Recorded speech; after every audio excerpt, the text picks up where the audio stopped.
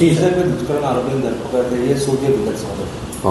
તારીખ 26/6/2025ના રોજ પાલ પોલીસ સ્ટેશનમાં એક મહિલાએ BNS 2023ની કલમ 64(2) M 318(4) 352 મુજબની ફરિયાદ અર્જુન ધ્રુપદ કંથારિયા નાઓ વિરુદ્ધ આપેલ છે।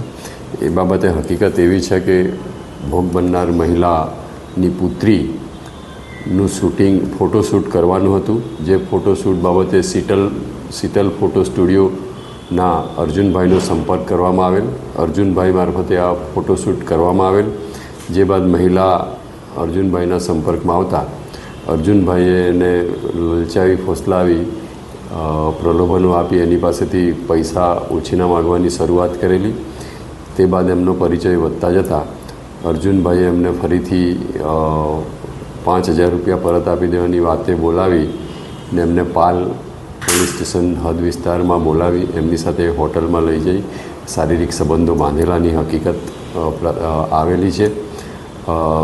તે બાદ અર્જુનભાઈએ મહિલા પાસેથી 52,49,000થી 49,000 જેટલાના સોનાના દાગીનાઓ અવારનવાર પડાવી લીધેલા છે, જે બાબતની ફરિયાદ આવતા ગુનો રજીસ્ટર કરવામાં આવેલ છે।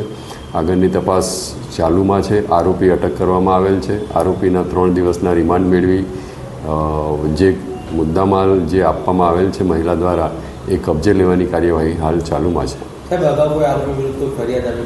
હાલ અત્રેના રેકોર્ડ પર એવું કોઈ ઉપલબ્ધ નથી કે અગાઉ કોઈ આરોપી વિરુદ્ધ કોઈ ગુનો દાખલ થયેલ હોય। હાલ તપાસ ચાલુ હોય। આગળની તપાસ જેમ જેમ થશે તેમ તેમ આગળની પ્રગતિ આપણને જણાવવામાં આવશે। ઓકે।